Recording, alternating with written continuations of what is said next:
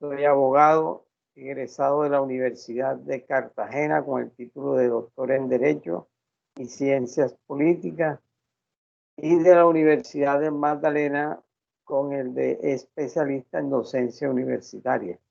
Para los efectos de esta cátedra me desempeñé como abogado en ejercicio en Santa Marta por más de 20 años con buen crédito, y para la parte de ética y derecho disciplinario hice parte no solamente del consultorio jurídico y centro de conciliación de la Universidad de Magdalena y de la Universidad Cooperativa de Colombia, sino que me desempeñé como magistrado disciplinario en las seccionales de Atlántico, Valle del Cauca, Antioquia, Cundinamarca y del Consejo Superior de la Judicatura. El tema que nos convoca hoy es relacionado con una retroalimentación a lo que yo llamo de dónde venimos, de la unidad que se refiere a la declaración de Delhi, que queda en la India, una conferencia donde se reúnen unos juristas y promulgan unos principios. Les recomendé que hoy día consultaran el Código de Ética Iberoamericano, porque esa conferencia, incluida las altas cortes, tuvieron una invitación especial en este mes en ese mismo sentido.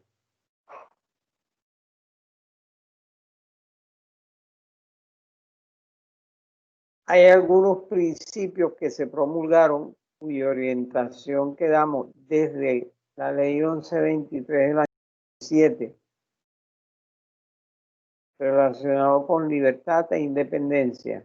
Indicamos que el abogado debe ser libre frente a su cliente, no obstante que tenga un contrato de mandato remunerado o no, o un contrato de prestación de servicio, o un contrato laboral. Los principios, los valores y los deberes que tiene que cumplir como abogado están por encima de la simple contratación. Entonces, no puede participar en violación a principios, deberes y valores sobre texto que está obligado por el respectivo contrato. En torno a la justa causa, lo que orientamos es que el abogado, más que indagar si esa causa a su juicio es justa o no, lo que tiene que darse cuenta, percibir, inferir, concluir, es que atender esa causa no implica desatender los principios, no implica omitir los deberes y mucho menos vulnerar los valores. De manera que si la causa que se me está pidiendo que atienda atenta contra los principios de la ética, atenta contra los valores que protege la ética,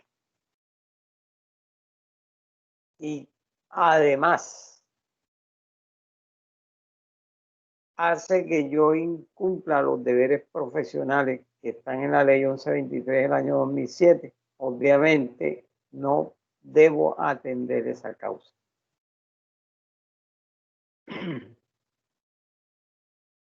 En cuanto a la relación de abogado y sociedad, debemos señalar que el abogado proyecta en la sociedad, si es un abogado en ejercicio, los principios, los valores y los deberes que tiene en calidad de tal. Y si es un servidor público, lo es no de 8 a 2 y de 2 a 6, ni de lunes a viernes. Es servidor público por investidura, Luego, su comportamiento está sujeta a los deberes, a los valores y a los principios que tiene, en este caso, el Código Único Disciplinario, o sea, el 734 del año 2002, hasta tanto sea reemplazado por la nueva legislación. Entonces, yo no puedo ser un abogado ético en la oficina y un abogado no ético en la comunidad. Tiene que haber coherencia.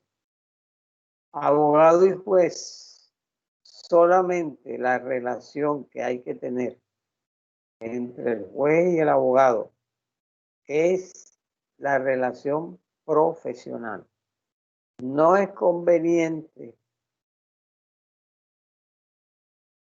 y no guarda una coherencia con la imagen de imparcialidad, neutralidad, transparencia. Un abogado íntimo de la magistrada o una magistrada íntima de la colega que atiende y define casos judiciales. Entonces, mi relación es profesional basada en el principio de la ley 1123 del año 2007, basada en los valores y en cumplimiento de mis deberes. La relación de abogado y colega, con mayor razón. Mi relación con el colega es profesional, sea que la amistad se desarrollara antes de, durante o después de. Y dentro de las obligaciones que plantea la ley 1123 del año 2007, está en comunicar oportunamente a su cliente que existe este tipo de amistad íntima, familiaridad, que ponga en un momento dado en duda la transparencia o la neutralidad de su gestión profesional.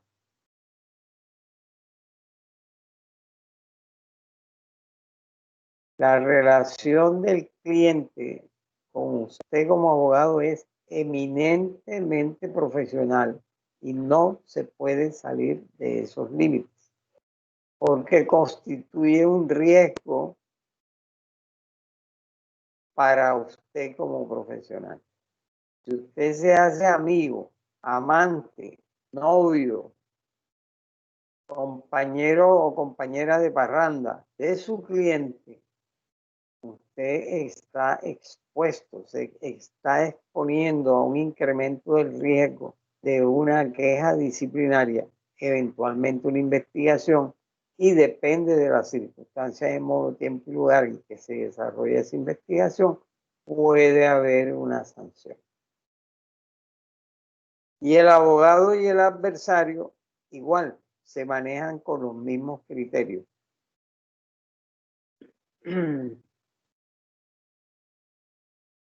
Esa palabra de adversario normalmente la usamos en el derecho penal porque importamos de Norteamérica una justicia que se denomina adversarial,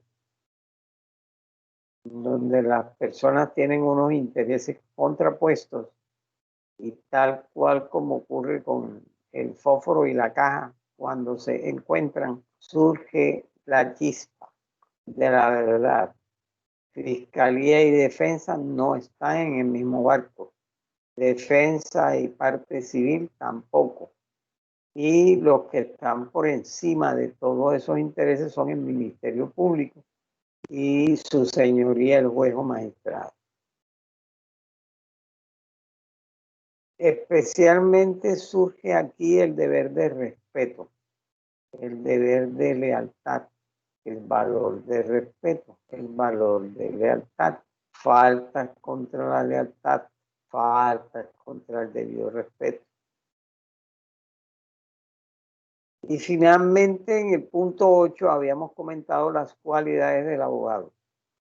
Independientemente de lo que diga la literatura, las páginas web de las universidades, incluida la de Magdalena, por supuesto, las páginas web de mi misión, perfiles de las empresas y del sector público, independientemente de eso.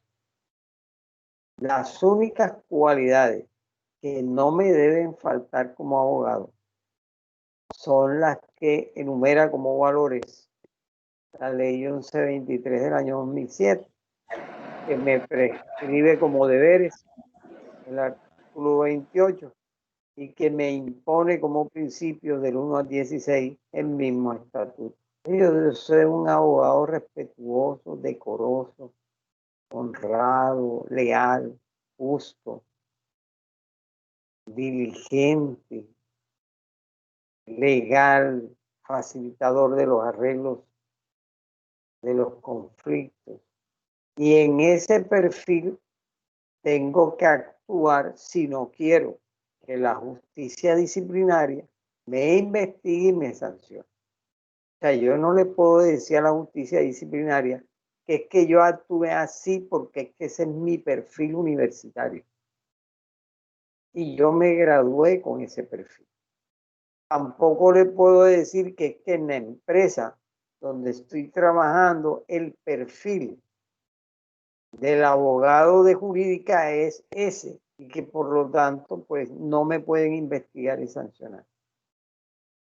O que yo vengo de la provincia y que allá es costumbre que los abogados en ejercicio hagan tales y tales y tales comportamientos. Y por eso el Consejo Superior de la Judicatura no me debe investigar ni me debe sancionar.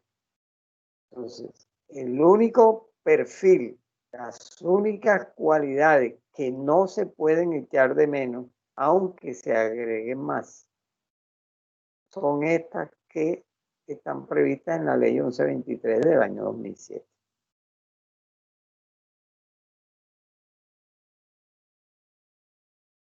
Todo lo que sea adicional es bienvenido, porque la familia te lo inculque, el vecindario, la universidad, el bachillerato, tu religión, etcétera, etcétera. Tu cosmovisión, la manera de ver el mundo. Lo que sea adicional, bienvenido. Pero esos puntos del 30 al 39, como bienes jurídicos tutelados, entre comillas, no pueden faltar en tu formación, ni como persona, ni como abogado.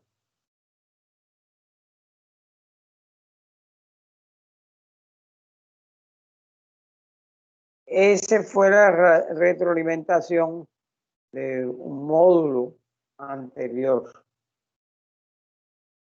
¿En dónde quedamos la última vez?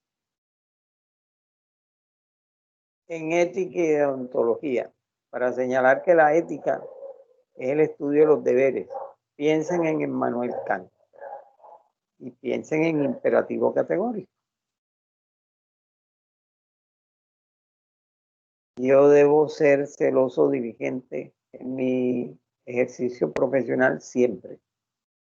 Categórico significa siempre. Nunca jamás dejaré de ser un abogado celosamente diligente o un abogado honrado o un abogado leal. Esa es la proposición de Immanuel Kant sobre una deontología con una formulación de imperativos categóricos. Es como una ley sin excepción. Así orientamos la ética profesional, porque si comenzamos a estudiar las excepciones, terminamos sin la regla general. Si yo comienzo a estudiar derecho penal por las causales de justificación, por la legítima defensa, por la inimputabilidad, perdí el norte en el derecho penal. Es que me investigan y sancionan cuando yo infrinjo la ley penal.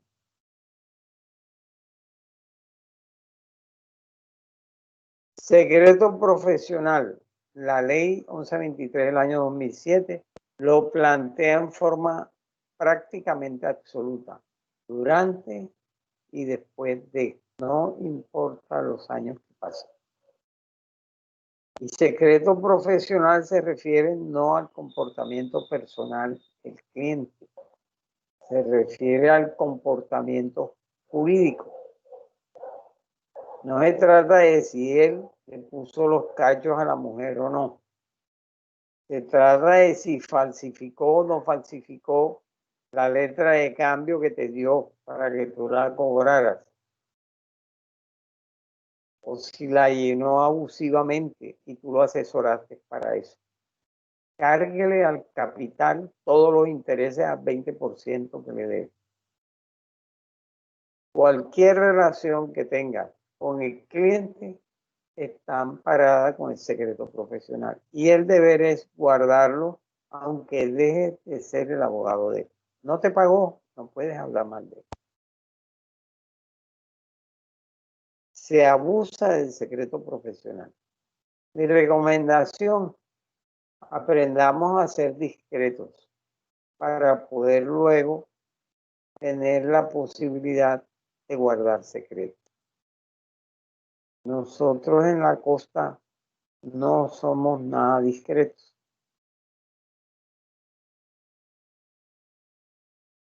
Ni hombres, ni mujeres, ni cualquier otro y o que se pueda incluir.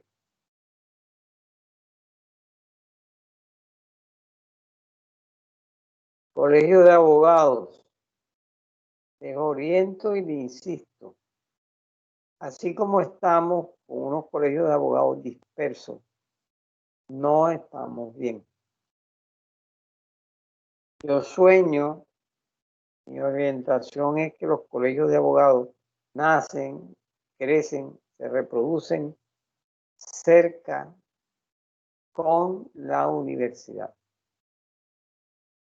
para que la universidad pueda extenderse a hacer acompañamientos en el ejercicio profesional de los abogados y para que haya una correspondencia entre la responsabilidad social de la universidad con las empresas donde presten los servicios o con el Estado y con la formación continua de nosotros como abogados. Igual un acompañamiento en caso de que todavía en el primer año y en el segundo año no tengamos las seguridades en el ejercicio profesional. Esa es fundamentalmente la razón para que yo sueñe con que los colegios de abogados estén cerca de la universidad y haya identidad académica, formativa, ética, un índice ético. 1000 abogados, de los 1000 abogados de la Universidad de Magdalena, no han investigado a ninguno y a ninguno han sancionado. En cambio, de otras universidades hay abogados encadenados. Entonces, me refiero al índice de ética como relacionado con Consejo Superior de la Judicatura o con justicia penal. No la hago extensiva a Código Nacional de Convivencia o a Código de Transporte y Tránsito, ni tampoco al urbanístico. Por lo menos esos dos, Consejo Superior de la Judicatura y Justicia Penal. Ley 1123 del año 2007 nos indica aquí que regula el Código Disciplinario del Abogado, ¿sí? Y por eso quedó zanjada la discusión si la ética profesional no tiene nada que ver con el derecho o el derecho con la ética profesional del abogado. Resulta que el legislador del año 2007, siglo XXI, resolvió ese asunto y dijo, no solamente tienen que ver, sino que van juntos. De tal manera que en el mismo código, en la primera parte están los principios, los valores y los deberes. Y en la segunda parte tenemos las faltas, el proceso y la sanción. Entonces, cuando uno tiene la realidad, no tiene por qué hacer discusiones, debates, literatura sobre puntos de vista que contradicen la realidad. Y con algo todavía más curioso, solamente por la tipificación de esas faltas, a menos que esté en otro código, obviamente, se pueden investigar y sancionar. Principio de seguridad jurídica.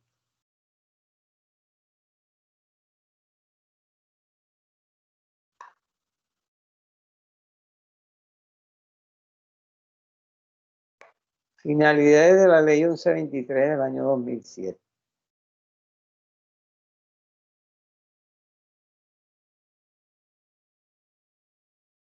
El Consejo Superior de la Judicatura, en un prólogo a una publicación de la ley 1123 del año 2007, indicó que la finalidad de la ley era la misma que traía el decreto 196 de 71, en el sentido que la función social del abogado era la conservación del orden jurídico. Pero si uno toma la ley 1123 del año 2007, allí aparece muy claramente que fuimos más allá de la conservación y la observancia del orden jurídico. Nada más, si pasamos al numeral segundo, ya meten el tema de lo que son derechos humanos e increíble, dan una definición. ¿Qué son los derechos humanos? Para que la tengan presente en la cátedra de derechos humanos, en la especialización, en la maestría. O sea, no hay que acudir a un instrumento internacional. En nuestra legislación interna tenemos una definición muy completa de lo que son los derechos humanos. Entonces, además de considerar la parte de la observancia de las normas como orden jurídico, constitución y ley. Eso es lo que es el orden jurídico. Tenemos una función que serían la de los derechos humanos. Y eso nos remite a la Constitución. Y por supuesto que tenemos que contribuir a construir un orden justo. Y ese orden justo tiene tres herramientas: los derechos humanos, la prosperidad general y la responsabilidad social. Pues yo creo que sí, con la Constitución del 91 nos fuimos más allá de simplemente pensar que un abogado lo que hace es que conserva, tiende a que se preserve el orden jurídico. Esa es mi orientación, ese es mi punto de vista.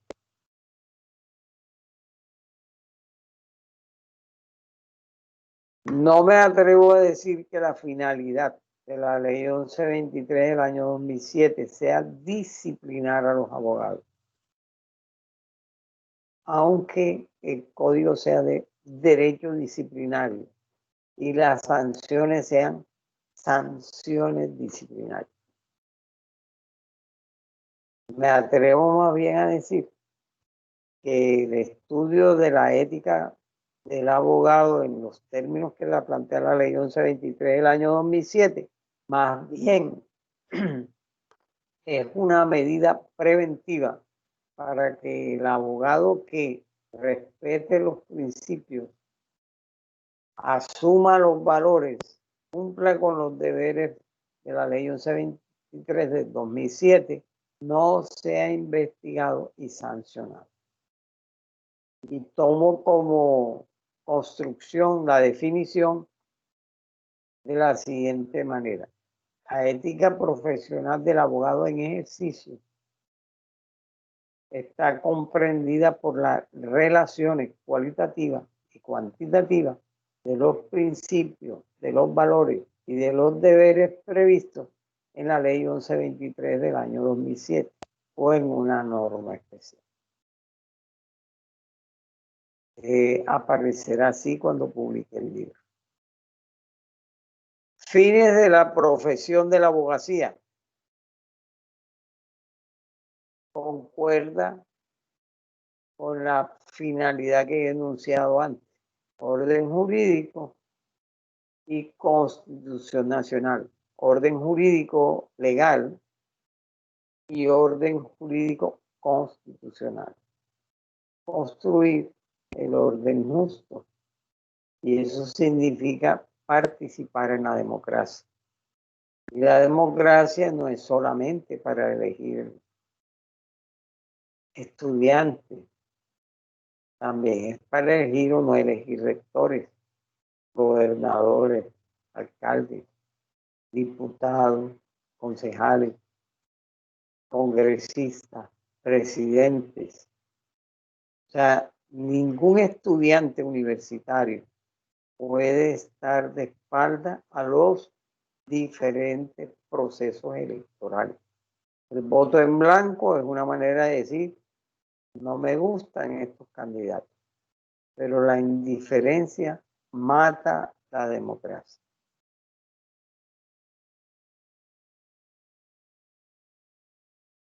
Dejo en rojo señalado para este efecto los principios rectores del proceso disciplinario cuando se adelanta contra el abogado, porque los vamos a ver en detalle cuando lleguemos al proceso disciplinario. ¿Cómo iniciamos el tema del proceso disciplinario una vez que ya estamos más compenetrados con el tema de principios, deberes y valores, que espero que ustedes lo lean y lo analicen? Pues entrando a la falta disciplinaria. ¿Y qué podemos decir de la falta disciplinaria? Que es un sistema cerrado. Es un sistema en donde tiene que haber una norma tal cual como existe en penal. No hay delito de adulterio, porque aunque no sea una conducta social, bien en las mujeres o en los hombres, si usted abre el Código Penal, no existe. Existió en una época. Entonces, tal cual, si la conducta como abogado suya no está en una norma, y especialmente en la Ley 1123 del año 2007, tipificada como tal, no se le puede investigar y no se le puede sancionar. Hay una definición legal de falta disciplinaria. No podemos inventar otra. Hay que tomarla, analizarla en su estructura, sujeto, verbos rectores, palabras clave, frase clave y oración clave.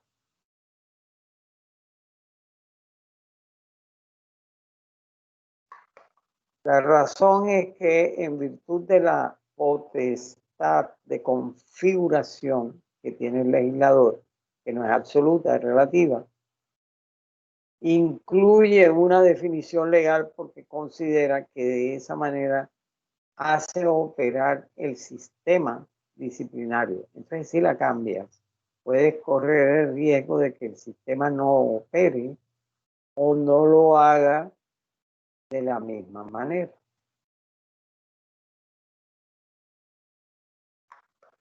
Sujetos disciplinables. No puedes hacer extensivo la aplicación de esta ley a todos los abogados que tú estimes que se les pueda aplicar. Solamente a los abogados que la misma ley estima que son destinatarios de ella. Tú consultas el artículo 19 y ahí vas a encontrar unos verbos rectores que son los que hay que atender. Si no atiendes los verbos rectores, corre el riesgo de incluir como un destinatario a quien no se le debe investigar y sancionar.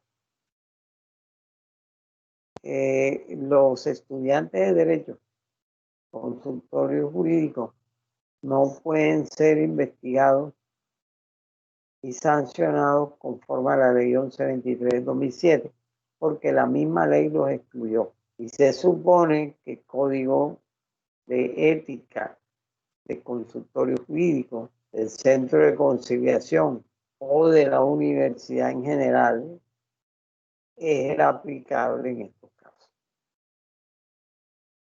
Exclusión de la responsabilidad disciplinaria. Sistema cerrado.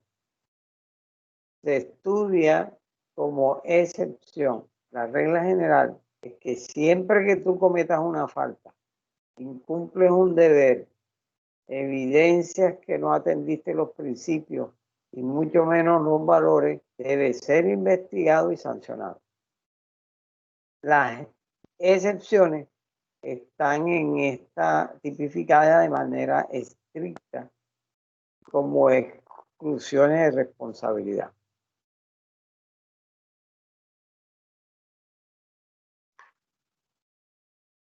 La acción disciplinaria es estatal. Por lo tanto, los particulares, el que se quejó, no se dice denuncia, se dice queja disciplinaria, un poquito chocante. No es un lenguaje como muy técnico, pero es queja disciplinaria. Y más chocante es que la persona que se queja se denomina quejoso. No me tocó acostumbrarme a ello.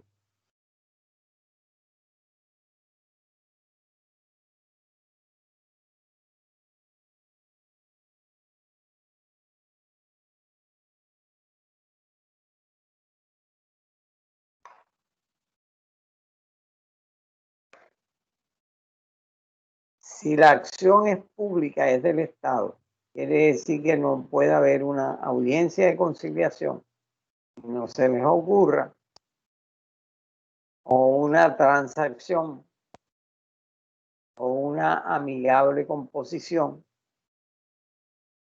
y mucho menos, obviamente, un arbitramiento. Y en los términos de la materia penal, no cabe la famosa mediación que equivale a conciliación. Aquí hay un régimen muy especial que excluye que esta ética se pueda conciliar, transigir, componer o arbitrar. O sea, una vez iniciada la queja, no tiene reversa.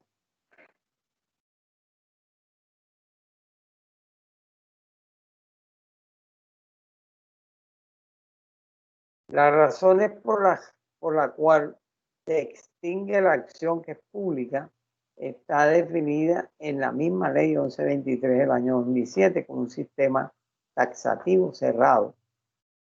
Y además de los casos que están allí en la norma, no puedes incluir otros.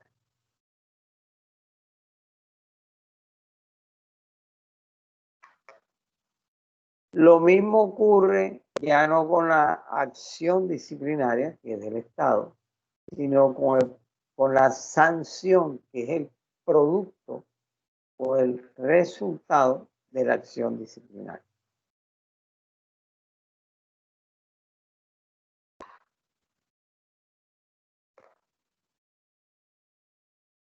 En el tema de los deberes, debemos ser muy cuidadosos en la lectura, análisis, comprensión para aplicar esos deberes que están en el artículo 28 de la ley 1123 de 2007. No son para recitarlos, son para comprenderlos una vez que se analicen. Y se analizan buscando los sujetos, verbos rectores, palabras, frases clave, oraciones clave. alcance que tienen en la ley, en la jurisprudencia del Consejo Superior de la Judicatura, no es del juez municipal de Magangué. Y no es en tutela, en sede de tutela, sino normalmente en sede disciplinaria. Yo quiero saber qué piensa el Consejo Superior de la Judicatura en materia de secreto profesional. Tengo que indagar en la página las sentencias relacionadas con secreto profesional y fijarme cuál es el alcance que ellos le han venido dando a las violaciones del secreto profesional, a las de diligencia. Una tarea, una actividad para ustedes de por vida. No es para la nota ni cualitativa ni cuantitativa, para la vida. Es comenzar a indagar ese pensamiento del Consejo Superior de la Judicatura en segunda instancia. En el año 2020, 19, no es en el 15, es en el 2021, es lo reciente. Por hacer un comentario, el doctor Villarraga se fue hace mucho rato del Consejo Superior de la Judicatura. Y los que están ahora y los que estuvieron en el periodo inmediato son los que están orientando el alcance de esos conceptos. Entonces yo no voy a buscar una decisión judicial antigua para soportar un concepto actual. Entonces, por favor, cuando indaguemos, vamos del 21, 20, 19, 18, 17. No lo contrario. No cojan el primer libro viejo que tienen por ahí porque citaron una sentencia y quieren salir de paso y la copian, ¿no? Si quieren aprender, tienen que seguir la metodología. Lo más reciente a lo más antiguo.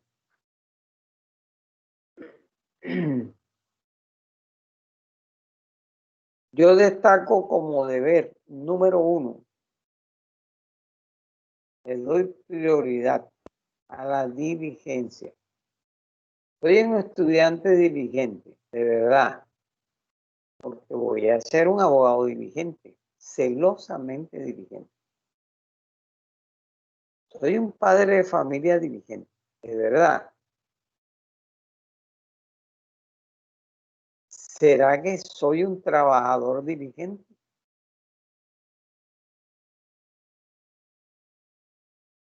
¿Será que soy un futbolista diligente? Es decir, todas las actividades humanas caben en la diligencia y normalmente nos conducen al buen éxito o nos conducen a resultados desastrosos. Entonces, para mí, aprender a ser diligente, que nunca nos lo han enseñado, es prioridad fundamental. Y les digo que cuando uno poco a poco se acostumbra a conductas que no son diligentes, puede eventualmente terminar uno en una enfermedad psicológica que se llama procrastinación. Búsquenla. Es aplazar todo. Y eso va acompañado de echarle la culpa a los demás. Al internet, a la conectividad, a la hora, a la clase, al profesor, al vecino, al perro, pero uno no asume la responsabilidad de ser dirigente. Y eso hay que hacerlo. Hoy estamos trabajando remoto y que además también nos tocan las características de ese contratista, donde no vamos a tener un supervisor encima monitoreando nuestro trabajo. tenemos que aprender a ser diligentes. Y si esa indiligencia es en el ejercicio de la profesión, se nos puede investigar y sancionar. Régimen de incompatibilidades del abogado. Hay una norma que las enumera. Es cerrada. Esa y solo esa. No puedes quitar una, pero tampoco puedes agregar otra. Principio de seguridad jurídica. Y finalmente el punto 9, que es el procedimiento disciplinario. En el documento que les envié, tengo un triángulo que dice ética y tiene sus principios, sus valores y sus deberes, mientras que en el otro triángulo aparecen faltas, proceso y sanción. Hablamos de las faltas que están tipificadas y no se pueden variar. Procedimiento, muy sencillo. Oralidad, desde antes de la pandemia. No es ahora con la pandemia. Grabación, desde antes de la pandemia. Desde hace más de 3 años.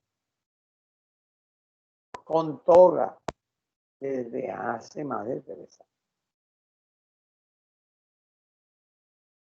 Y se limita a un trámite inicial sobre la queja, que es verificar si el abogado es o no abogado con su tarjeta, si es profesional del derecho. Y listo, con eso basta para convocarlo a la primera audiencia de 2.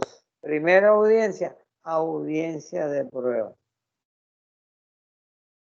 Asiste el señor de la queja, asiste el Ministerio Público. Y en esa primera audiencia, que se llama audiencia de prueba y calificación provisional, se decide tu suerte. Así de rápido, de sencillo y de ágil. Se decide si se archiva anticipadamente ese proceso o si por el contrario se te imputan cargos para que vayas a una segunda audiencia que es casi inmediata de juzgamiento. Y hecho lo anterior, pasa a una etapa que también es muy breve, de una sentencia escrita en sala dual con otro magistrado, en donde lo que va a ocurrir es que te van a sancionar.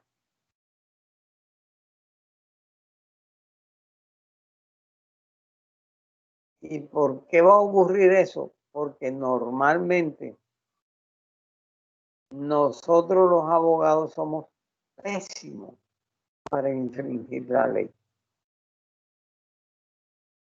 No sabemos hacerlo porque no nos han educado para infringir la ley, sino para cumplirla y hacerla cumplir. Entonces, si tú te coges el pago que te hace el Banco Agrario del título desmaterializado de tu cliente, vas a dejar toda la huella, la trazabilidad. Aparece cobrando. Y no te aceptan ninguna explicación de por qué te quedaste con esos 50 millones de pesos. No es que mi mamá tenía cáncer, la plata no es tuya. Hablaste con el cliente, le pediste en préstamo la plata, hiciste de pronto una petición en el banco con soporte de ese CDT para que te los prestaran, le devolvían la plata, etcétera. Entonces va a sobrevenir una sanción. Consecuencia de la sanción, te quedas sin contratación pública y sin contratación privada. ¿O tú crees que un abogado que tiene un INRI, cuando uno pide el certificado y dice faltas contra la honradez, crees que yo te voy a contratar en mi empresa? ¿Tú crees que un banco te va a contratar? ¿Quién te contrata?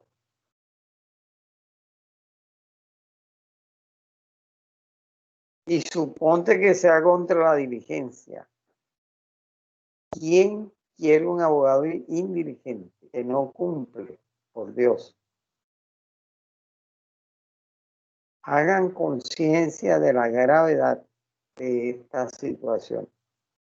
Porque el único escenario en donde podemos aprender esto es aquí en la universidad. Y yo creo que el único profesor que les dice a ustedes las cuestiones en forma directa, sin tapujos, creo que soy yo. Porque yo quiero dormir tranquilo. No quiero, profesor no me dijo, me dio la clase por encimita, eso fue generalidades, realmente nunca nos dijo, nunca nos explicó. Esos cargos de conciencia no los tengo yo.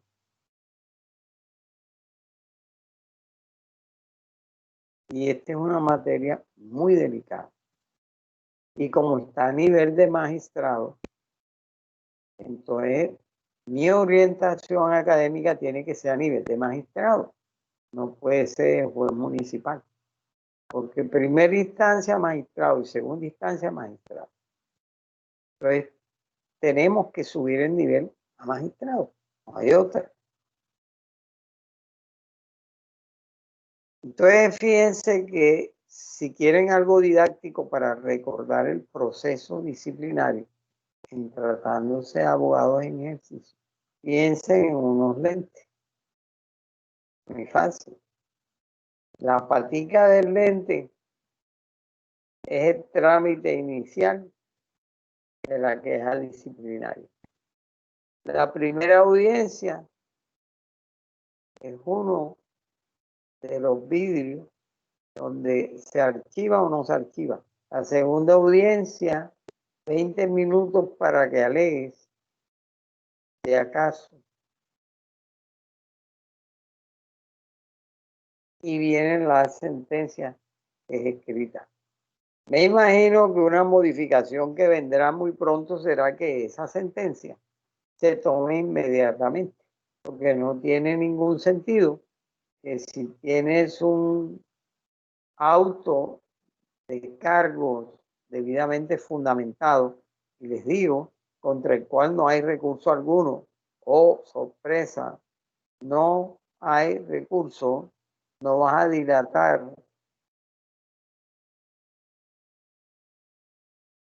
Esto no es un parto, no hay manera de dilatarlo. Si tienes un auto de cargo, hasta ahí llegas. Tampoco se te pueden ocurrir pruebas en la audiencia de juzgamiento y decir, es que señor magistrado, estoy aquí en esta audiencia de juzgamiento y voy a presentar el alegato, pero mire, es que apareció mi hermana que vino de Estados Unidos y me puede exonerar de responsabilidad porque ella puede decir tal cosa. Por eso la primera audiencia es audiencia de pruebas y calificación provisional. Lo que ocurre en materia de pruebas en la segunda y audiencia de juzgamiento es algo súper, mega excepcional, pero no va a ser la regla general. Entonces hay que tener mucho cuidado con el manejo de la parte probatoria. La regla general es que todo va a ir en la primera, en la audiencia de trámite, en la audiencia de prueba o calificación provisional, o si ustedes quieren, la primera audiencia. Bueno, los invito a actividades que sigo insistiendo son de consultar.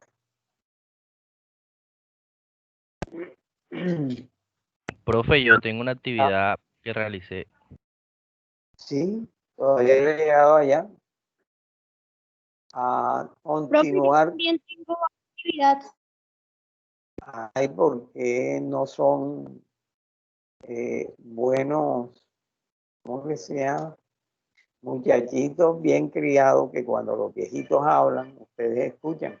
No he cerrado la clase, pues que algún día los he dejado sin hablar. Falta una hora y tendrán una hora para hablar. Espero que todos hablen.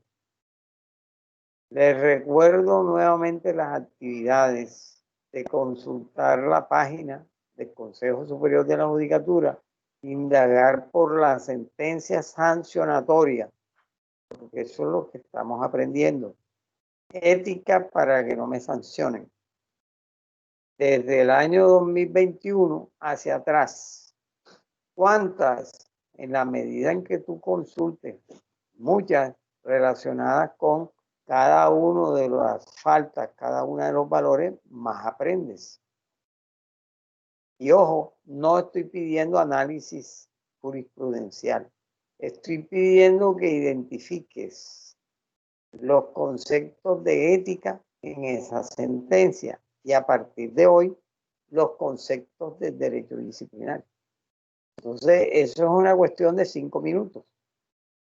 No estén inventando análisis jurisprudencial, no me calumnien, porque si yo jamás le he orientado un análisis jurisprudencial, mal puedo, a menos que ya la cuestión neurológica sea severa, pedirle que ustedes me expongan un análisis jurisprudencial. Entonces, ojo con lo que están haciendo. Sean ordenados, porque el orden es el fundamento de la disciplina. Y estamos en el tema del derecho disciplinario. Ahora sí, les doy el uso de la palabra a todos, porque la idea es que participen, expongan, expliquen, muestren en la pantalla todo lo que ustedes son capaces de hacer a partir de estas orientaciones que yo he dado en ética y hoy en derecho disciplinario que vamos a seguir desarrollando en el próximo encuentro de aprendizaje. ¿Listo? ¿Tienen el uso de la palabra? ¿Quién? Dice Roger. Roger. Comencemos. También está Eddie, pero Eddie ya intervino en la anterior, entonces va después de Roger. Y espero que además de Eddie hayan 5 o 6 más. Bueno, profe, permítame comparto pantalla y ya inicio la intervención.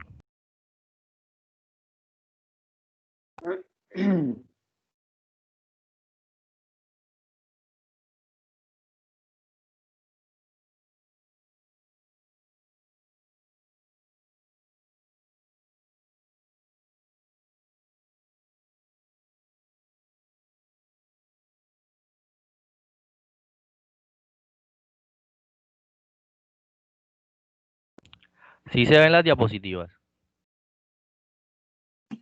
Sí, ya se ven. Yo estoy viendo perfectamente la diapositiva. Bueno, yo hice bueno, en primer lugar me presento, mi nombre es Roger Oñate, estudiante de 10º semestre de Derecho, y pues haciendo una investigación respecto a la clase pasada, pues los diferentes temas que se tocaron.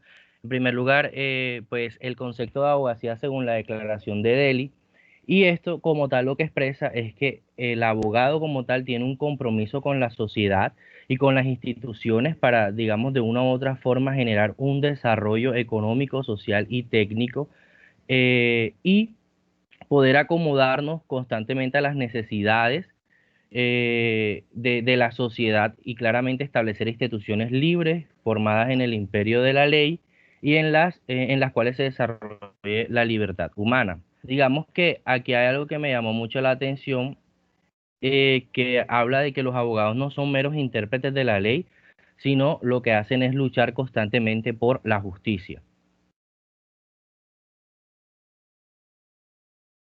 Estoy pasando la otra diapositiva que no veo. Bueno, aquí se habla acerca de ciertos principios que se adoptaron en la Convención de Delhi y son el primero, pues la dignidad, que supone que no solo es un reconocimiento de los derechos civiles y políticos, sino económicos, sociales y culturales. También está el principio del poder judicial, que debe ser independiente y ejercer su función sin temor. Digamos que estos son los principios que debe como tal efectuar o realizar un abogado. El derecho a disponer de una interpretación adecuada, en todo caso también digamos en temas de todo el proceso judicial, habla también de ciertas medidas que se deben tomar. Entonces el detenido tendrá derecho a ser asistido por un abogado de su elección. En la Convención de Delhi lo que se toca, pues yo estuve averiguando mucho al respecto y se tocan como ciertos aspectos o diferentes aspectos que acarrean a la sociedad, ya sean ambientales, jurídicos, médicos. En este caso, pues obviamente estamos hablando del tema jurídico y estos son como ciertos principios que se tienen en cuenta en la abogacía. Ya hablando un poco acerca de lo que es la libertad y la independencia, en este caso lo que se expresa puntualmente es que la abogacía es una presión libre y habla acerca de una diferencia entre la diferencia entre el principio de libertad y el principio de independencia. La diferencia entre el principio de libertad es que no permite cualquier injerencia, presión exterior bueno, la de independencia es que no se permite cualquier injerencia, presión o presión en el exterior. Digamos que el abogado es independiente en su actuar, y en las decisiones que toma. Y en la libertad lo que se otorga al abogado es la autonomía plena, para tomar ciertas decisiones y el contenido como tal de su trabajo profesional. También se habla acerca de la causa justa, que fue un tema también que se tocó en la clase anterior y que también el profesor lo tocó en esta clase. Y habla puntualmente de que el abogado cuando actúa, más allá de buscar un bien, debe ser justo. Es decir, no se debe buscar un bien justificando, digamos, los medios. Claramente hay que tratar y hay que actuar en pro de conseguir un bien para, digamos, nuestros clientes, digámoslo así, pero, digamos, en pro de una justicia. Entonces dice, cuando el abogado se le presenta una causa, deberá en conciencia determinar si es justa o no. La conciencia es el árbitro supremo del abogado, pues no debe aceptarse un dictamen ni una defensa injusta. Y para que la justicia o injusticia de una causa aparezca como tal en la conciencia del abogado, deberá examinar los actos humanos de quien solicite su patrocinio a la luz de la verdad y de la voluntad no viciada. Entonces, a mí lo que me llamó mucho la atención de esto es que el abogado debe actuar, sí, en pro de la justicia, pero, digamos, midiendo cuáles son los actos que se están tomando para llegar a esa justicia o para lograr un bien. Y ya en el tema de las relaciones con el abogado y la sociedad y el abogado y el juez, en el abogado y la sociedad el deber de probidad implica no solo la corrección desde el punto de vista pecuniario, sino también la lealtad, la veracidad y la buena fe. Es decir, como abogado siempre debemos actuar frente a estos principios y obviamente respetar la legalidad, aceptar las designaciones de oficio. Ya en la relación del abogado y juez, en este aspecto, la regla imperiosa de ética consiste en respetar al juez, al propio tiempo que exigir del juez igual respeto. Entonces, algo que me llamó mucho la atención en la lectura que estaba realizando frente a esto, era que como abogados nosotros expresamos nuestro punto de vista y los hechos a un juez. Y como tal merece respeto y como tal lo que debemos hacer es que ese punto de vista y esos hechos sean veraces. Porque al final del día el juez también toma las decisiones frente a lo que nosotros le expresamos y frente a las normas que tomamos. Entonces también hablaba mucho de que cuando estamos frente a un juez debemos brindar una información veraz, unos hechos que estén relacionados como tal con todo lo que en realidad está sucediendo o de una u otra forma citar normas que de verdad sean, sean eficaces y que sean reales. En el abogado y el colega, algo que me llamó mucho la atención es que como colegas hay algo que se llama el tema de la confidencialidad y es algo que se debe respetar demasiado. Es decir, yo como abogado, en el caso de que tenga, digamos, valga la redundancia, un caso y que quiera expresarle a mi colega ese caso, se debe, digamos, guardar esa confidencialidad.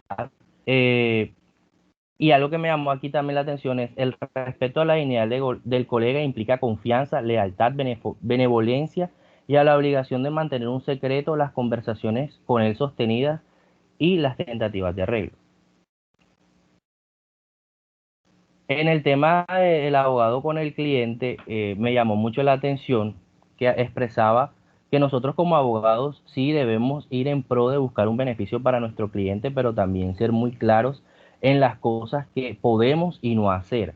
Es decir, cuáles son nuestros límites como abogados y cuáles son nuestros principios como abogados y hasta dónde podemos llegar. No quiere decir que porque el cliente nos esté pagando unos honorarios, entonces nosotros tenemos que ir, digamos, traspasando barreras que van en contra de los ideales o de los principios que tiene un abogado.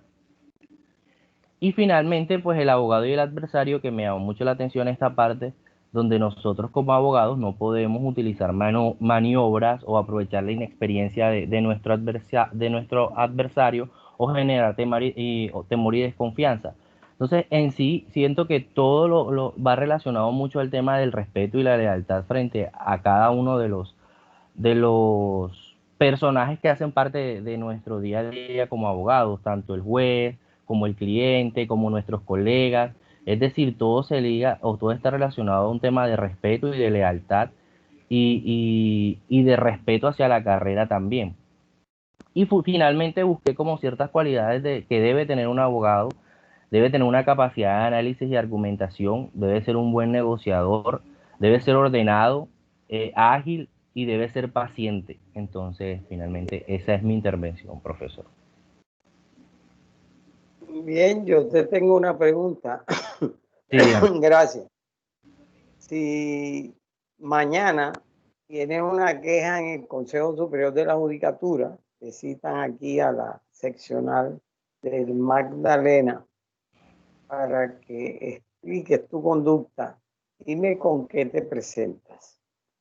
Con el libro del doctor Marco Gerardo Monroy Cabra en el capítulo de la Exactamente, sí. conferencia de Nueva Delhi, o si te presentas con la mano derecha con la ley 1123 del año 2007 y la jurisprudencia del Consejo Superior de la Judicatura, en donde ilustran el alcance de la falta la falta que te están imputando. ¿Con cuál de los dos vas? Yo me iría puntualmente con la ley, pero también utilizaría No, la si te convención. vas con la ley, no puedes utilizar esto. Y te voy a explicar por qué, y Ok, esa fue la razón de la pregunta. vale. Cuando ustedes hagan una investigación, ustedes no pueden descontextualizarla. Usted lo primero que te tiene que preguntar es: ¿y quién es Gerardo Monroy Cabra? ¿Y cuántos años tiene? Creo que tiene 90 años. Lo segundo que tienes que ver es que entonces él está reflejando con mucha sabiduría el pensamiento romántico de la imagen que teníamos los abogados cuando él era joven, cuando él estudiaba, cuando él salió egresado, cuando era abogado litigante, cuando era magistrado. Él llegó a los más altos honores.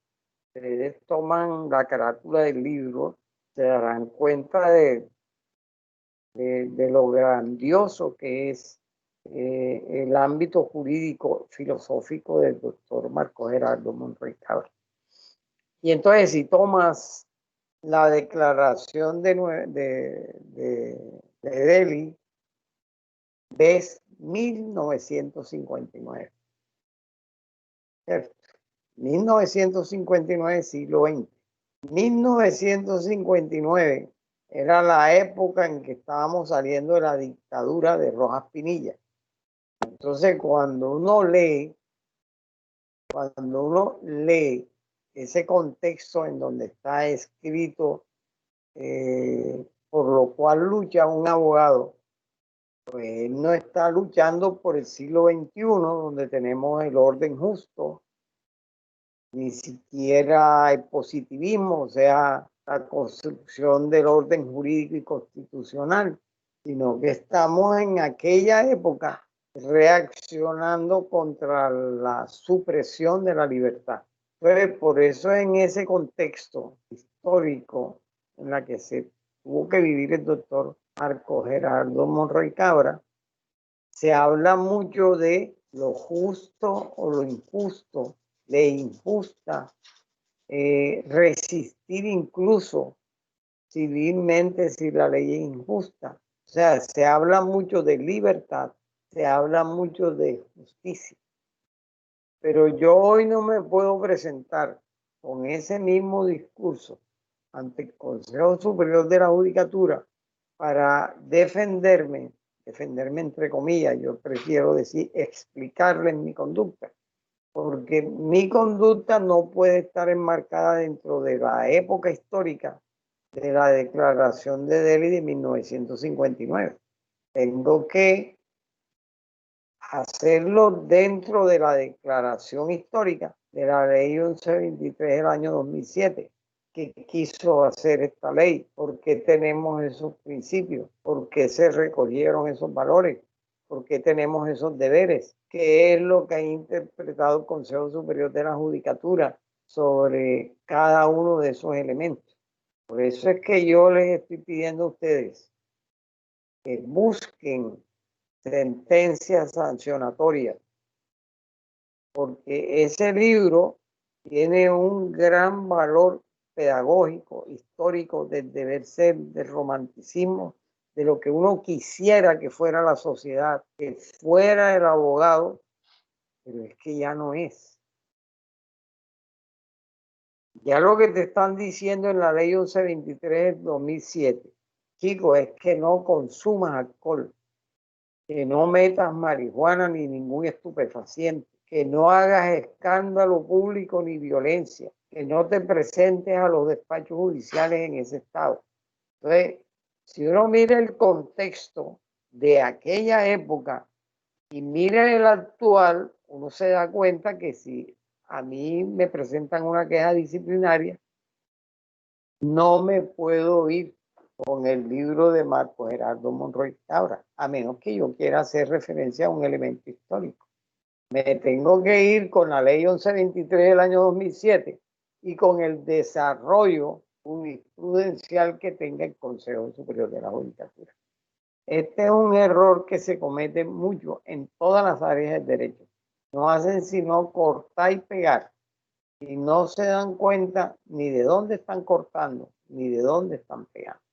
Y eso ocurre en todas las áreas del derecho, en todas las materias. Les voy a decir algo, en todas las profesiones. Y por eso hay unos avisitos en la universidad y en todas las universidades que dice que hacen trabajo. Si está usted ocupado, llame a este teléfono que aquí le resolvemos el problema. Y así como ofrecen trabajos, digamos, de rutina en este tipo de actividades, también te ofrecen trabajo de investigación, trabajo de grado, tesis de posgrado, o sea, hay todo un mercado sobre estas posibilidades de conocimiento.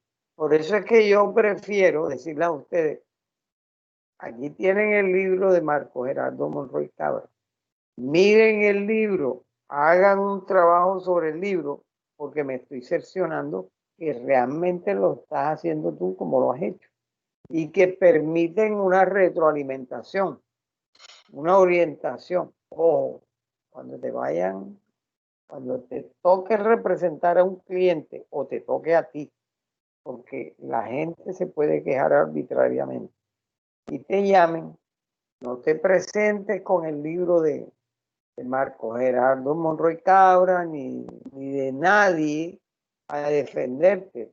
Te tienes que defender con la ley 1123 de 2007 y con el desarrollo jurisprudencial, no de la Corte Constitucional, no del juez de Magangué. Te tienes que defender con el desarrollo jurisprudencial que ha hecho el mismo Consejo Superior de la Judicatura en segunda instancia. Porque de nada te sirve invocar el de la primera instancia cuando a él le han revocado la providencia y le han dicho, no, así como usted exoneró al doctor Peñarredonda, no es, revocamos la sentencia y sancionamos al doctor Peñarredonda. Entonces, mi función es la de orientación.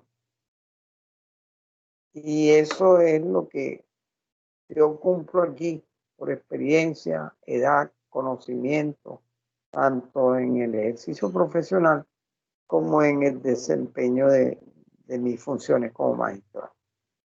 Bien, dejo allí la retroalimentación y damos paso entonces a nuestra amiga Eni, que siempre está como activa, que quiere participar esta noche. Muy bien, gracias. Gracias, buenas noches. Para todos, mi nombre es Ediluz Sierra.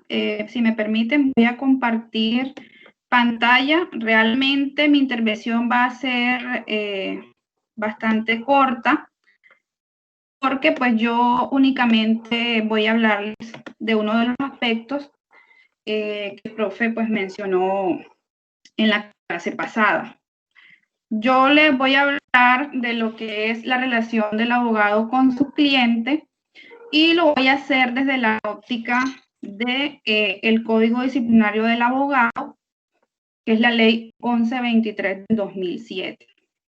Pero sea lo primero decir, pues, que la relación del abogado, pues, normativamente existe una relación que está dada por el vínculo que el abogado suscribe con su cliente, pues que se materializa con un contrato de mandato que está tipificado, está establecido en el Código Civil siglo 2142 y que se refiere a la gestión de negocios ajenos. Algunos doctrinantes hablan de que la relación o el contrato que se suscribe entre un abogado y su cliente también puede darse bajo la modalidad del contrato de arrendamiento de servicios. Sin embargo, la naturaleza principal de este tipo de relación es el mandato. Pero de lo que hoy vamos a hablar es más allá de ese marco normativo. Y es la relación, es el hecho de que la relación entre el cliente y su abogado se basa o se fundamenta en algo muy importante, que es la confianza.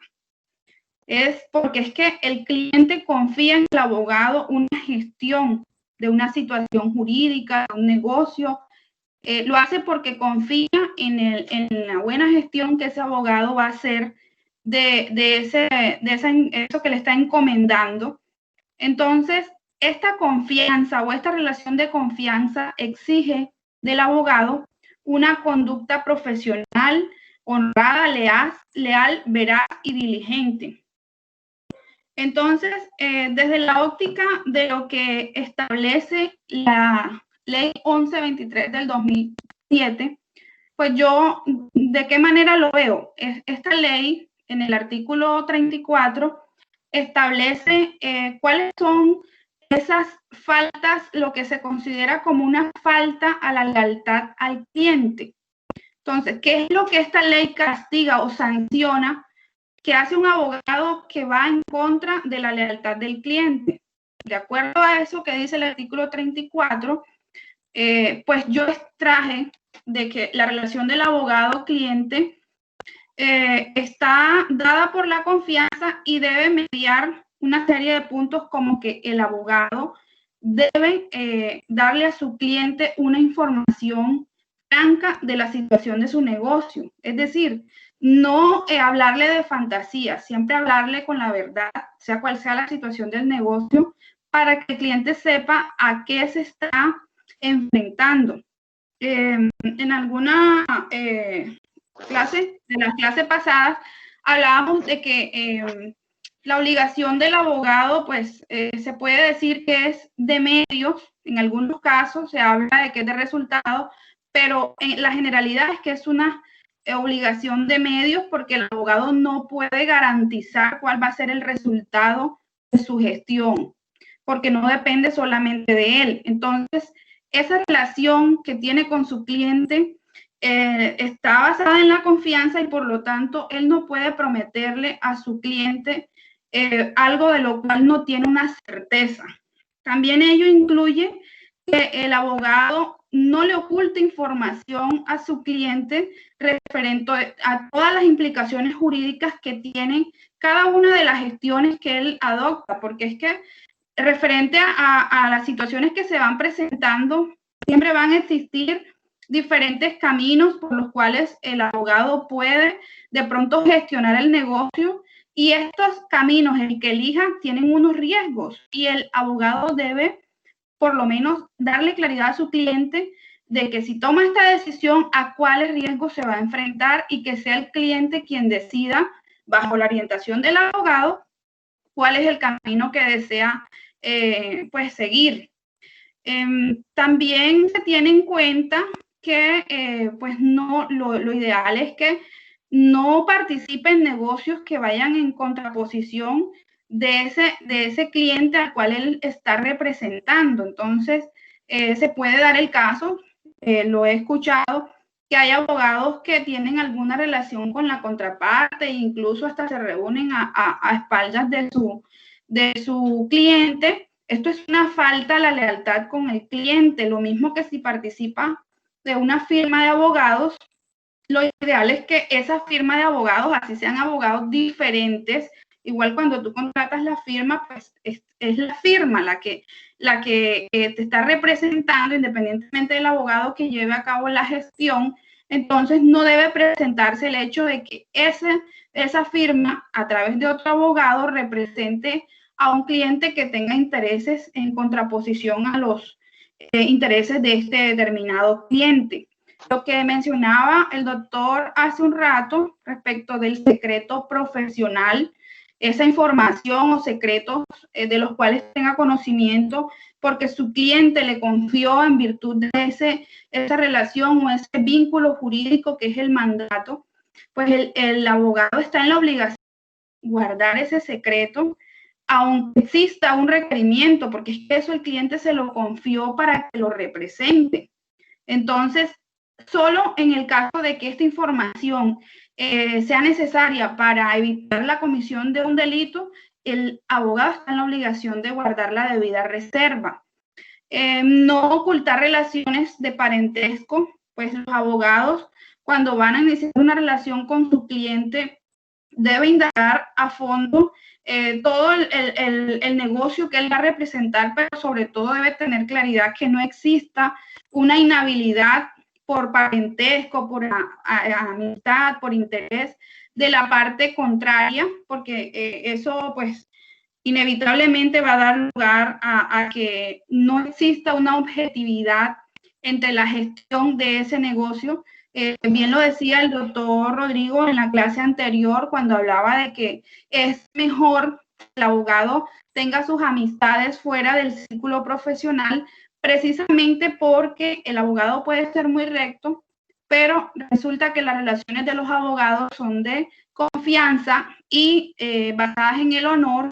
Entonces, el hecho de que exista la duda ya va en desmedro de esa relación que puede existir con tu cliente, y por eso precisamente esa relación debe estar basada entonces en que no se oculten este tipo de relaciones.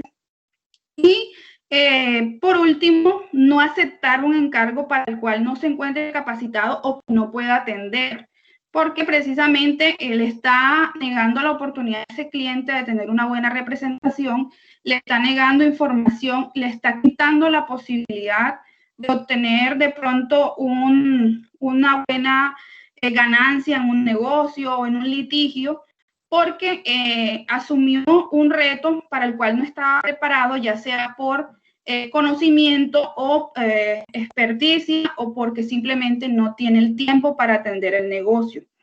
Todas estas cosas, todas estas conductas constituyen, de acuerdo al artículo 34 de la ley 1123 del 2007, faltas a la lealtad con el cliente, son objeto pues, de sanción disciplinaria, y por lo tanto esa relación del abogado con su cliente debe observar que este tipo de conductas pues, no se presenten.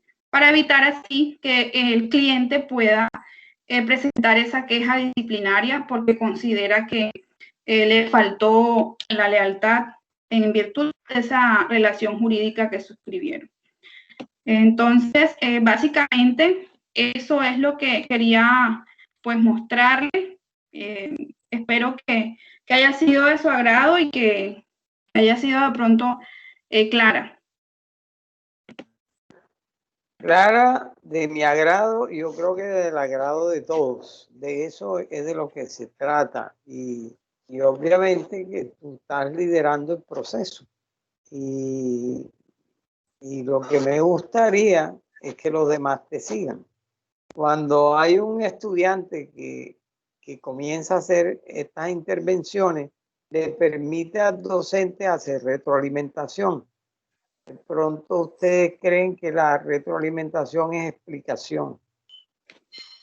La retroalimentación no es explicación. Es la posibilidad de orientar a partir de una intervención del estudiante. Por ejemplo, en el punto primero sobre la opinión, por eso es que ustedes en consultorio jurídico hacemos énfasis en que hay que elaborar un concepto jurídico, porque ahí comenzamos a aprender que antes de decirle al cliente que tomas el negocio, debes estudiar y debes elaborar el concepto jurídico. No importa si es gratis y si no se lo entregas, sino que lo archivas. O si se lo cobras aparte y dices, bueno, yo hago un concepto jurídico y por ese concepto jurídico cobro X suma de dinero y a partir de ahí vemos a ver qué pasa. Mi recomendación, mi orientación es que siempre elabores un concepto jurídico.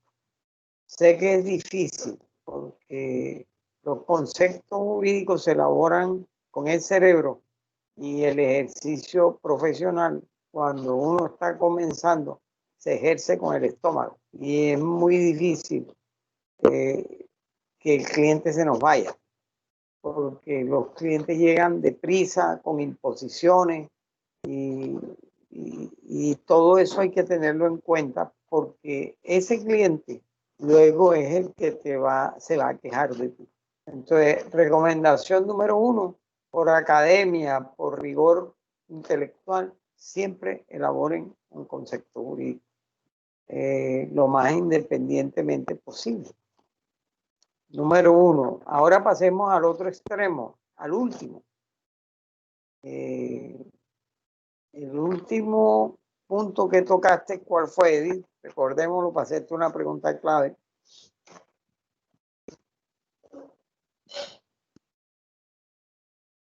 Edith. Sí, profe, qué pena que el micrófono no me funcionaba. El último punto. Sí, es el de no aceptar un negocio para el cual no está capacitado o que no tiene el tiempo para atenderlo. Entonces eso tiene dos hipótesis. No está capacitado. Entonces viene una pregunta del abogado del diablo.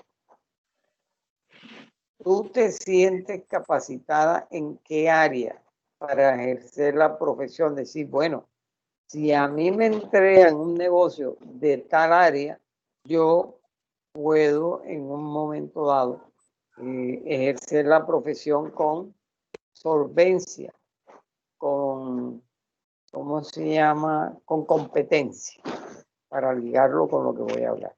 ¿Cuál área? Bueno, profe, hasta ahora penal.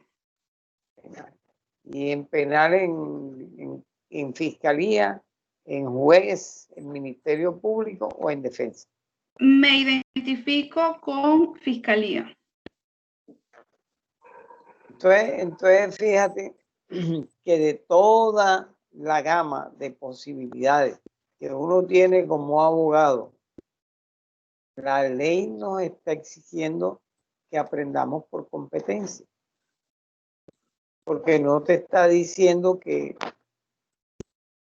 tú puedes repetir de memoria toda la información relacionada con las áreas del derecho. Te está dando una palabra clave dentro de una frase clave. Y te está dando dos parámetros. o eres competente para atenderlo o tienes tiempo para hacerlo. Entonces, esos son los dos pilares fundamentales de por qué ustedes están recibiendo hoy una orientación universitaria por competencia, porque lo que la universidad quiere, los docentes queremos, el mundo laboral quiere, es que cuando tú te presentes a una empresa o al sector público, contestes como Eddie: mire, yo me siento capacitado, estoy capacitado para ser fiscal. Mire, yo he estudiado sobre investigación, yo he estudiado sobre cómo se recogen las pruebas, yo he estudiado cómo se conservan, cómo se custodian. Yo sé que tengo que organizar un grupo de trabajo de investigadores, yo puedo liderar ese grupo de investigadores. Mire, yo estoy blindada. Si a mí me dicen que me van a asesinar, que me asesinen, pero yo hago la investigación y hago la imputación. Si me ponen 5.000 millones de dólares, yo no los recibo. O sea, tiene uno que tener unas habilidades, destrezas, competencias, cualidades, si quieren llamarlos así, para poder atender el área en donde uno quiere desempeñarse.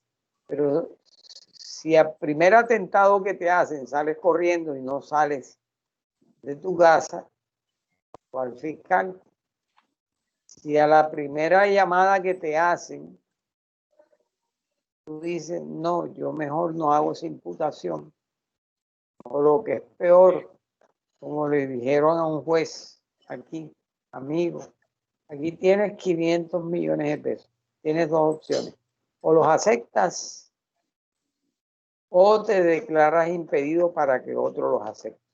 Y él dijo: ni lo uno ni lo otro, yo sigo con el caso. Al día siguiente lo asesinaron saliendo de su casa enfrente de sus hijos.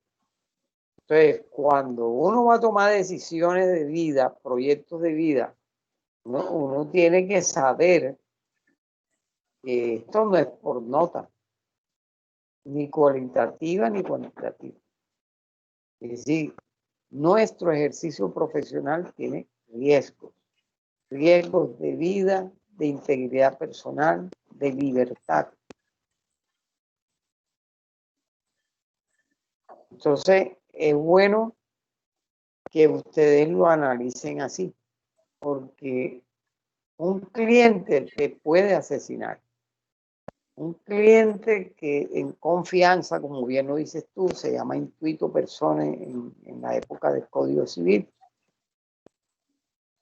que no lo atiendas a tiempo y por eso se perdió el caso, te asesina, porque estamos en el siglo XXI y el índice de violencia es muy alto. Entonces, esa es la razón por la cual yo les insisto tanto, y a veces parece como si los estuviera regañando, por lo menos así lo percibo yo, que hay que aprender. Y a veces hay que aprender un poquito sin el apoyo del profesor, muy autónomamente, porque es que te va a tocar solo.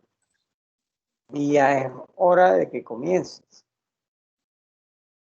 Entonces, estas retroalimentaciones, como en el caso de Nueva Delhi y ahora, te permiten ir al estudiante como formando un criterio.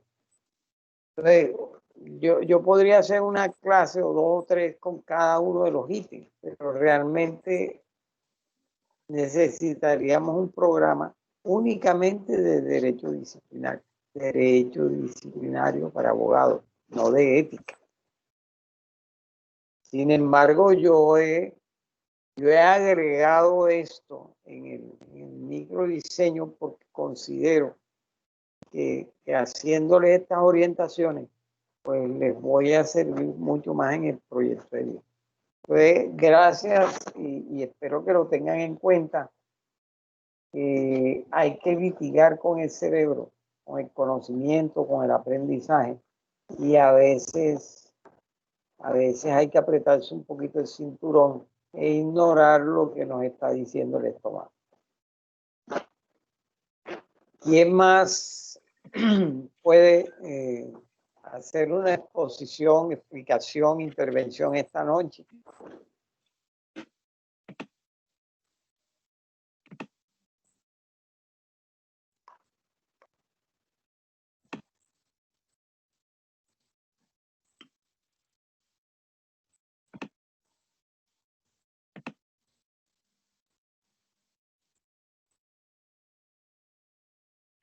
Ok, ya estamos en el cierre del tercer seguimiento, del tercer ciclo.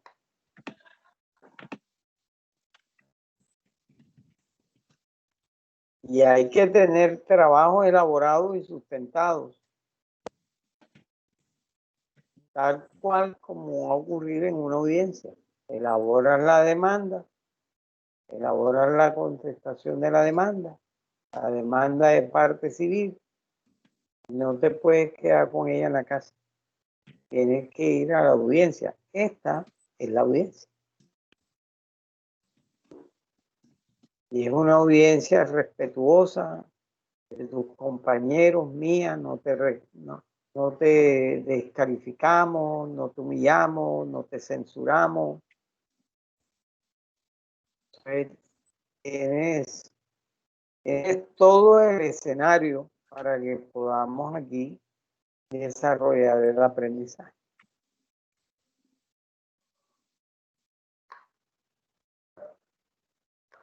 Y es más,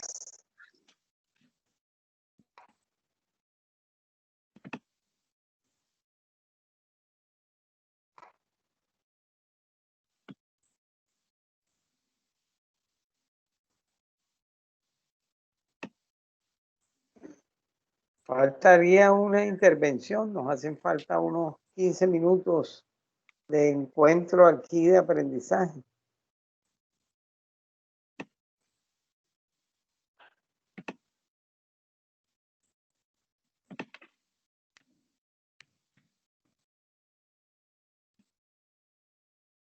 Necesito que todos en el próximo encuentro de aprendizaje tengan una sentencia del Consejo Superior de la Judicatura para poder identificar tanto los elementos de la ética como los elementos de derecho disciplinario.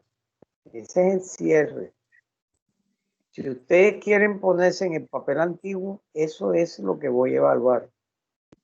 Porque eso es lo que me demuestra a mí y a cualquier que ustedes están capacitados para poder entender, comprender, analizar, aplicar la ética y tener una idea bastante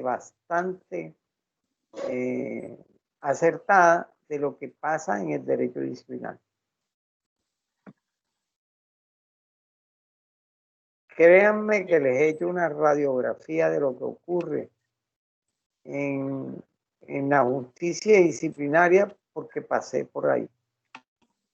Y pasé en 5 departamentos y pasé en las 2 instancias, en el nivel seccional y en el nivel central. Entonces, tengo la experiencia para orientarlos. A veces somos docentes y no tenemos la experiencia. Entonces, de alguna manera ustedes tienen un privilegio de una persona que ejerció la profesión, ejerció la judicatura, ejerció en consultorio, ejerció en centro de conciliación y ya tengo en la cátedra de ética casi 5 años y de docencia casi 10. Entonces, aprovechenme, intervengan y ustedes me dan y yo doy.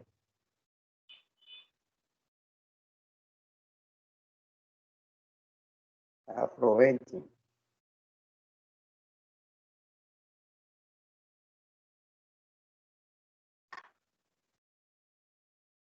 Ana María, comentario.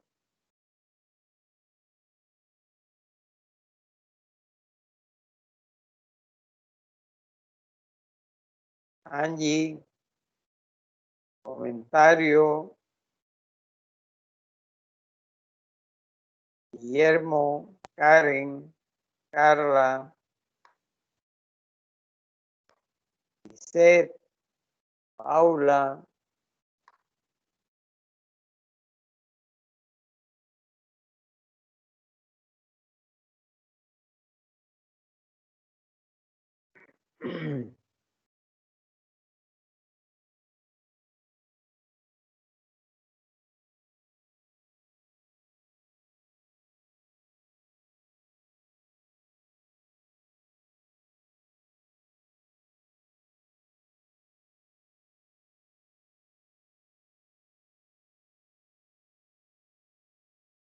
Bueno, entonces nos convocamos para la próxima encuentro de aprendizaje, siendo las 9:47, en vista que los estudiantes concluyeron su participación y yo agoté la retroalimentación de 3 módulos.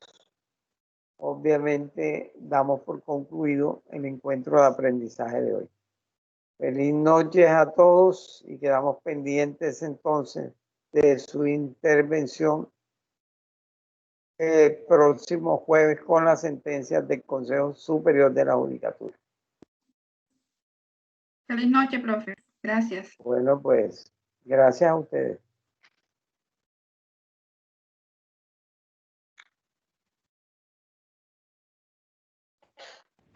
Profe, qué pena. Disculpe, la compañera Angélica Manjarres no pudo asistir a la clase porque está teniendo problemas de conexión. Tuvo problemas de conexión. Para que la excuse.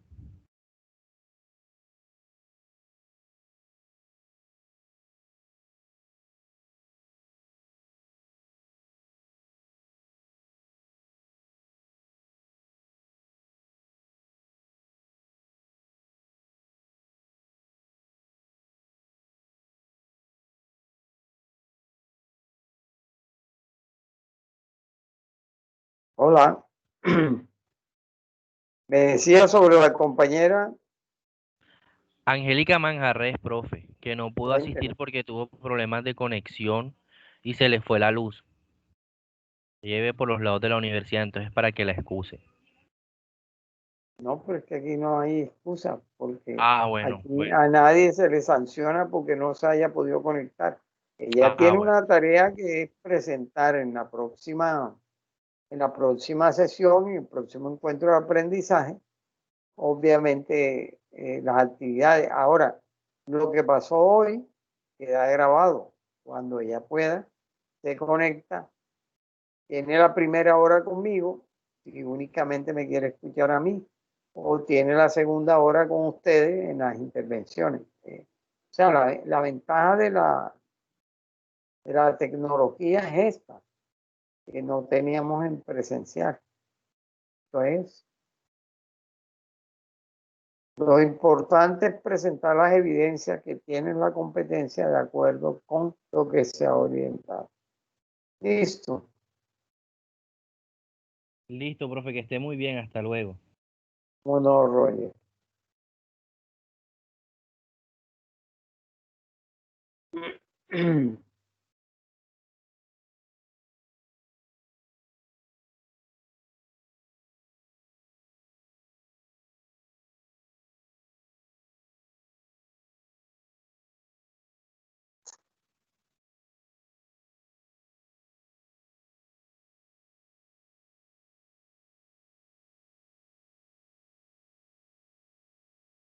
Listo, mamita, ya salí.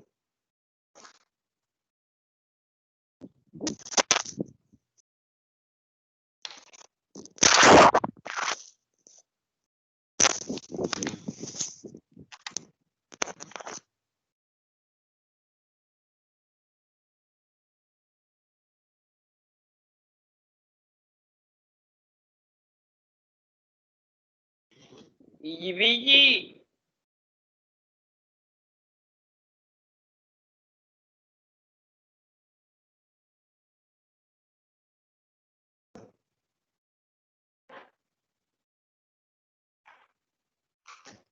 Esta